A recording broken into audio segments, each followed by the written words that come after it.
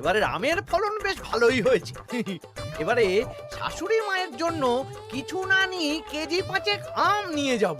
মানে কেন? কেন মানে? কদিন পরেই তো জামাই ষষ্ঠী। আম কাঁঠাল এসব নিয়ে শ্বশুর বাড়ি যেতে হবে না? মা গতকাল চিঠি লিখে পাঠিয়েছেন যে এবারে জামাই ষষ্ঠী করছেন না। কেন? কারণ আমার মা তোমাকে জামাই বলে মানতে পারছেন না। তুমি সারা বছর এত অপকর্ম করে বেড়াও, তাই আর কি। কি? শাশুড়ি মা আমাকে এভাবে অপমান করলেন? আমি এই রাজ্যের মন্ত্রী। মন্ত্রীমশাই,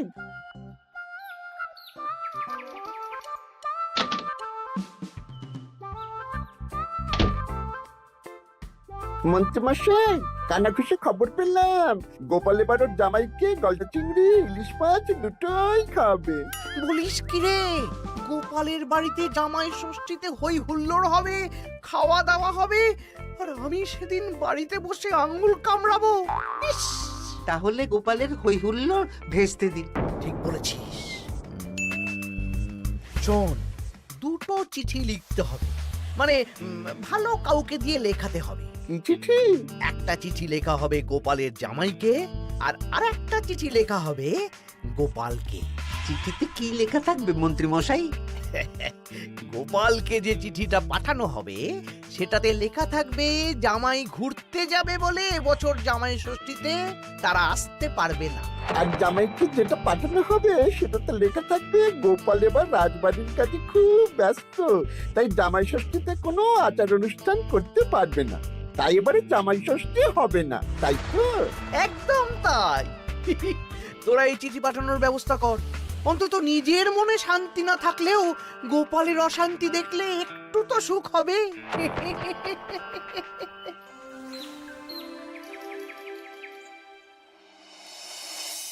আমরা জামাই ষষ্ঠীতে আসতে পারবো না বলে কার চিঠি পড়ছো গো?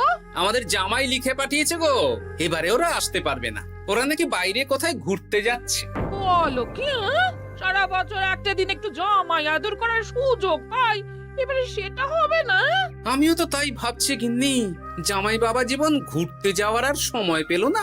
আমার মনটা খুব খারাপ লাগছে গো। আমি কিভাবে জামাই আদর করবো গো?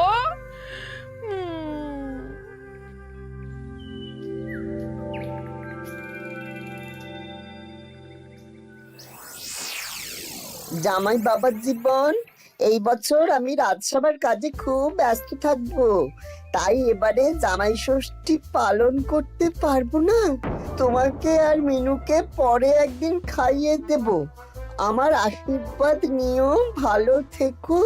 ইতি তোমার বাবা শ্বশুর গোপাল।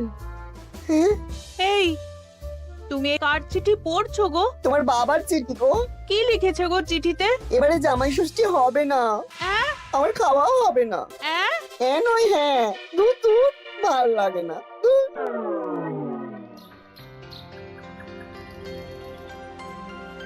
সবার খবর কি বলো? খবর খুব খারাপ মহারাজ। কেন গোপাল? কত আশা করেছিলাম এবার একটু জাঁক জমক করে হই হই করে জামাই ষষ্ঠী পালন করব, কিন্তু সেটা এবারে আর হবে না। কেন গো গোপাল, তোমার কাজে কে আবার বাধা দিল?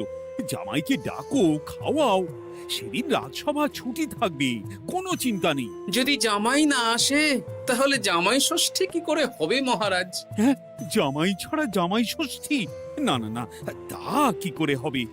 আমি বিয়েই করিনি, তাই আমার এই জামাই ষষ্ঠী সপ্তমী এই কিছুই নেই। আমার শ্বশুর বাড়ি এত দূরে মহারাজ যে কি বলবো। আমি এবারে যাব না। ওই শ্বশুর বাড়ি যাওয়া আর যুদ্ধ করতে যাওয়া আমার কাছে একই ব্যাপার। ও, তা মন্ত্রী, তোমার কি খবর? আমি এখনো কিচ্ছু ভাবিনি। জামাই ষষ্ঠী এখন কদিন দেরি আছে তো, তাই আর কি। বেশ বেশ, ঠিক আছে। আমারও ছুটি চাই মহারাজ। বেশ বেশ, শুধু তোমার কেন, জামাই ষষ্ঠী উপলক্ষে রাজসভার সবার জামাই ষষ্ঠীর আগের দিন থেকে জামাই ষষ্ঠীর পরের দিন পর্যন্ত ছুটি থাকবে। এ খুশি তো? খুব খুশি।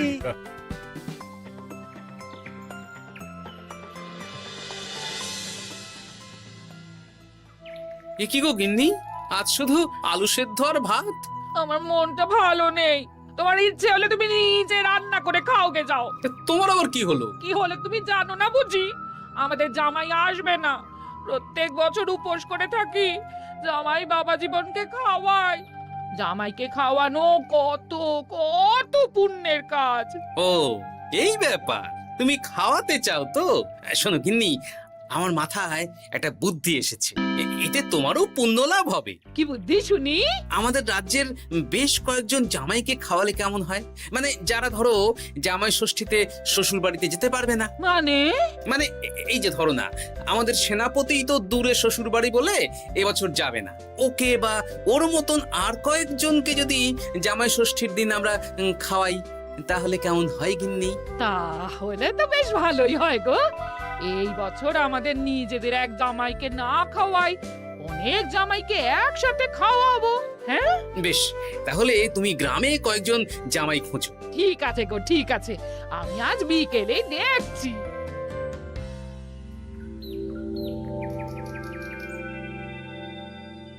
কি গোপাল, আজ তোমায় বেশ খুশি খুশি দেখাচ্ছে। গতকাল দুঃখ ছিল, কিন্তু আজ আনন্দ আছে মহারাজ। কেন গোপাল, আমাদেরকেও বলো, এত আনন্দ কিসের? ময়ূরের পেখম, পায়রার পালক, গোপালের মনে কিসের আনন্দ, কিসের পুলক? আমি ভেবেছি এই বছর জামাই ষষ্ঠীতে একটা না, অনেক কটা জামাইকে আমার বাড়িতে খাওয়াবো। এ কি গোপাল, আমরা যতদূর জানি তোমার তো একটাই মেয়ে আর একটাই জামাই, তাহলে অনেক কটা জামাইকে কি করে খাওয়াবে শুনি? এই তো যারা ধরুন কোনো কারণে শ্বশুর বাড়ি যেতে পারবে না, তাদেরকে নিমন্ত্রণ করে খাওয়াবো। আর আমার গিন্নি ভালো মন্দ রান্না করবে। হ্যাঁ সেনাপতি, তুমি তো এবছর শ্বশুর বাড়ি যেতে পারবে না, তাই এক কাজ করো, জামাই ষষ্ঠীর দিন দুপুরবেলা আমার বাড়িতে তোমার গিন্নিকে নিয়ে চলে এসো। দুপুরবেলা তোমাদের দুজনের নিমন্ত্রণ রইল। হ্যাঁ সত্যি? হ্যাঁ গো সেনাপতি, সত্যি। কি মজা! হ্যাঁ, আমার গিন্নিটারও মন খারাপ ছিল, আর কিছু বলবে না। বেটা গোপাল কিছু না কিছু একটা উপায় বের করে ফেলবে। আমার একটাও পরিকল্পনা সফল হয় না। দূর দূর। তা গোপাল, কতজনের আয়োজন করছো তুমি? এখনো হিসেব করিনি মহারাজ, সে যা হবে দেখা যাবে। আমার গিন্নি যেমন রান্না করতে ভালোবাসে, তেমন খাওয়াতেও ভালোবাসে। খাওয়াও খাওয়াও, প্রাণ ভরে খাওয়াও।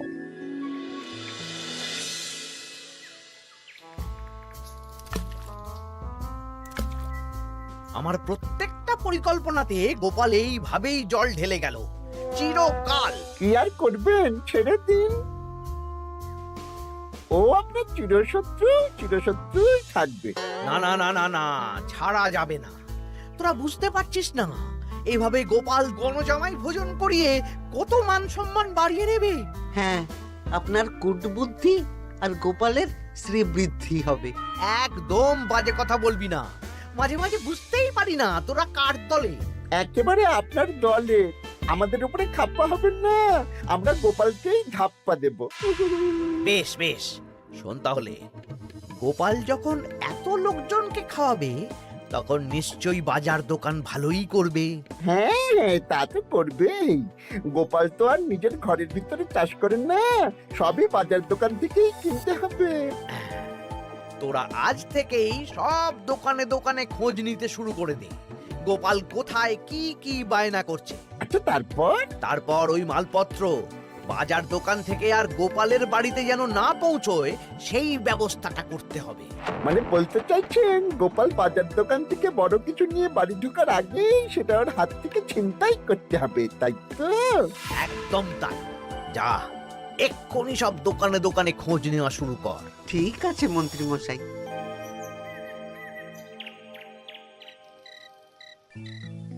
কাকু, আমাকে 5টা ডিম দেবেন তো? দিচ্ছি, এই নগেন, একটু অপেক্ষা করতে হবে। আরে আমি একটা কথা জিজ্ঞাসা করতে এসেছি। কি কথা? বলছি গোপাল কি বড় কিছুর বায়না করে গেছে বা ফর্দ দিয়ে গেছে? না না, গোপাল তো আজ আসেনি। কেন? না, এমনি।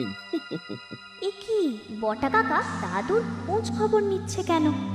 ব্যাপারটা দাদুকে জানাতে হবে। এই নে 5টা ডিম।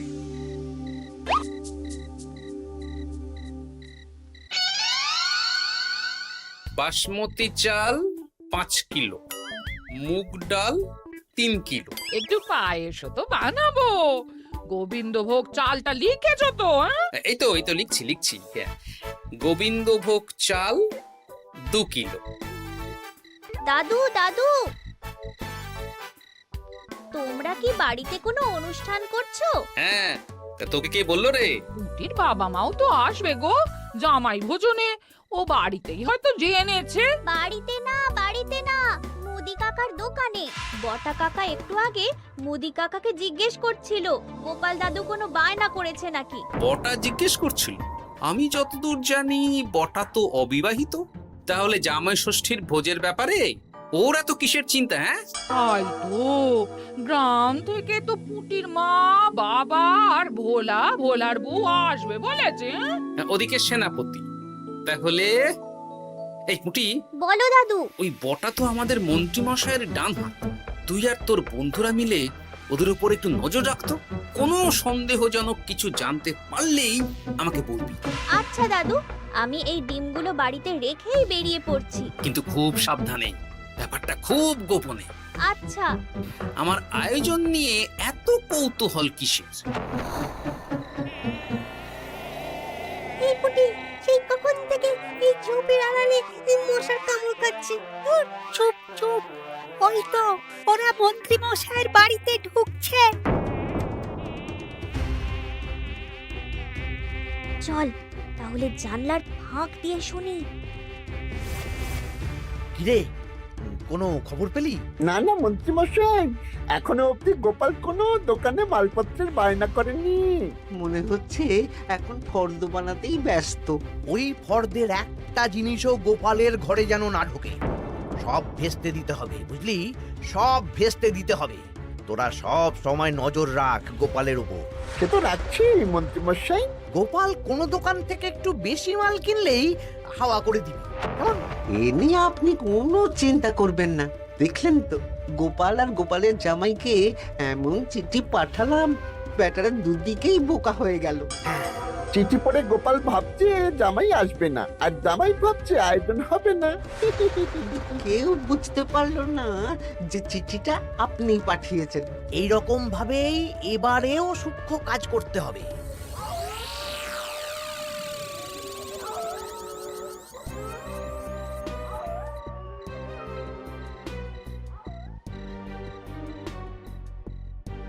দাদু দাদু, খবর পেয়েছি। কি খবর রে? খবর মানে একেবারে গরম খবর। আরে কি শুনলি সেটা বলবি তো। বটা কাকা আর ঘটা কাকা এখনো অব্দি গোপাল কোনো দোকানে মালপত্রের বায়না করেনি। গোপাল কোনো দোকান থেকে একটু বেশি মাল কিনলেই হাওয়া করে দিবি। দেখলেন তো, গোপাল আর গোপালের জামাইকে এমন চিঠি পাঠালাম, ব্যাটারা দুদিকেই বোকা হয়ে গেল। ও আচ্ছা, এই ব্যাপার।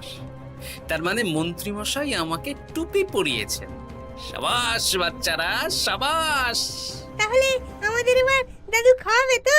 নিশ্চয়ই। জামাই ষষ্ঠীর দিন তোরা সবাই আমাদের বাড়িতে দুপুরবেলা খাবি। আর কিছু কাজ করতে হবে, বুঝলি? কি কাজ?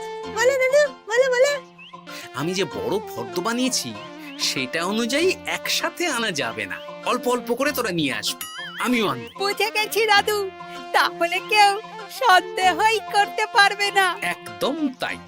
এবার দেখি কাউকে একটা পাঠিয়ে জামাইকে নিয়ে আসতে হবে।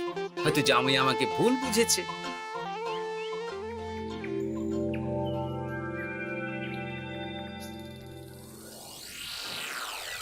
কাকু, আমাকে 500 গ্রাম গোবিন্দভোগ চাল দাও তো। আমাকে 100 গ্রাম হলুদ দেবে। আমাকে 50 জিরে। দিচ্ছি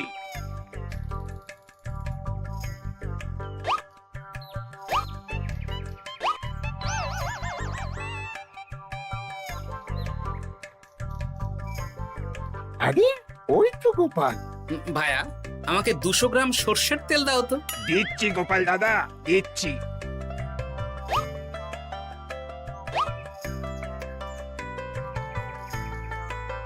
কি কিনলে গোপাল? তেল কিনলাম, সর্ষের তেল। এইটুকু? ওই আমাদের কর্তা গিন্নি দুজনের সংসার, এইটুকু তেলেই দুজনের চলে যাবে। তোর লাগবে? না না, আমি তেল নিয়ে কি করব? তাহলে জিজ্ঞেস করছিস কেন? এমনি।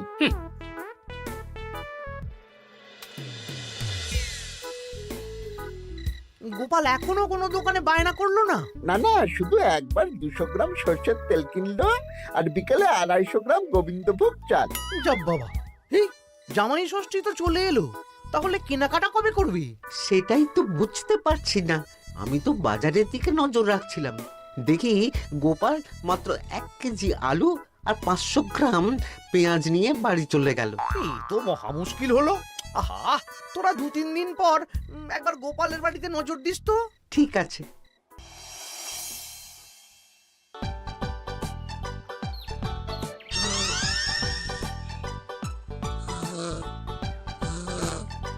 মা ঘুমোচ্ছে, এই সুযোগ।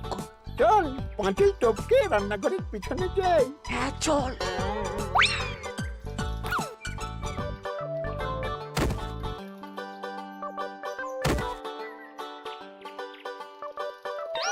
ঘটা, গোপালের রান্নাঘরে দেখ, এ তো ভরপুর জিনিস, ফল, মুদিখানা, কাঁচা সবজি সব ঝুড়ি ঝুড়ি। তাই তো, চল চল চল। বলিস কি, গোপাল এত জিনিস কি করে আনলো? সেটাই তো বুঝতে পারছি না। এ কি আমার ওপর দিয়ে বেরিয়ে গেল? শোন, মাছ মাংস আর দই মিষ্টি তো দিনের দিন কিনতেই হবে, ওগুলো যেন গোপালের বাড়িতে না পৌঁছায়। ওটা আমরা দেখে নিচ্ছি। একদম বিড়ালের মতন ওত পেতে বসে থাকবো, সুযোগ পেলেই ছো মারবো। বিড়াল না, বাঘ হতে হবে।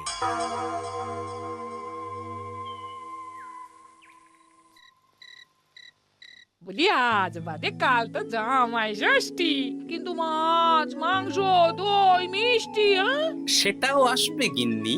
তার জন্য সুরক্ষার বন্দোবস্ত করেছি সেনাপতি আর 2 জন প্রহরীকে দিয়ে।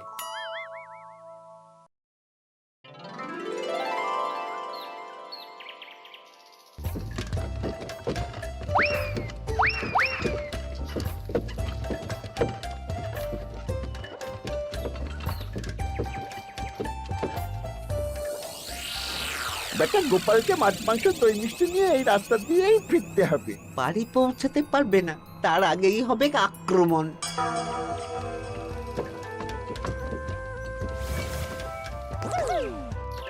এই গাড়ি থামাও, গাড়ি থামাও। কি হলো গো? ও গোপাল দাদা, সামনে ডাকাত। 7 সকালে ডাকাত? মনে হয় খুব বোকা ডাকাত। এই গাড়িতে যা যা আছে এক্ষুনি সব আমাদের দিয়ে দাও। নইলে খ্যাচাং ফু। গলাটা তো বটা ঘটা। কিরে, তোরা মুখে কাপড় চাপা দিয়ে ডাকাতির অনুশীলন করছিস? বাজে কথা না বলে মাছ মাংস দই মিষ্টি আমাদের হাতে তুলে দাও গোপাল, নইলে। নইলে কি? হ্যাঁ, তার আগে যে অন্য মজা আছে। কি মজা? কিরে, তাল পাতা সেপাই হয়ে ডাকাতি করছিস? এই সেরেছে সেনাপতি। চল বেটা, আজ তোদের জবাই হবে। ওরে বাবারে, আমাদের ছেড়ে দাও। সেনাপতি, এক কাজ কর, ওদের আমাদের সাথে নিয়ে চলো। বাড়িতে কাজের লোকের অভাব আছে কিনা। সেটাই ভালো হবে, চলো চলো।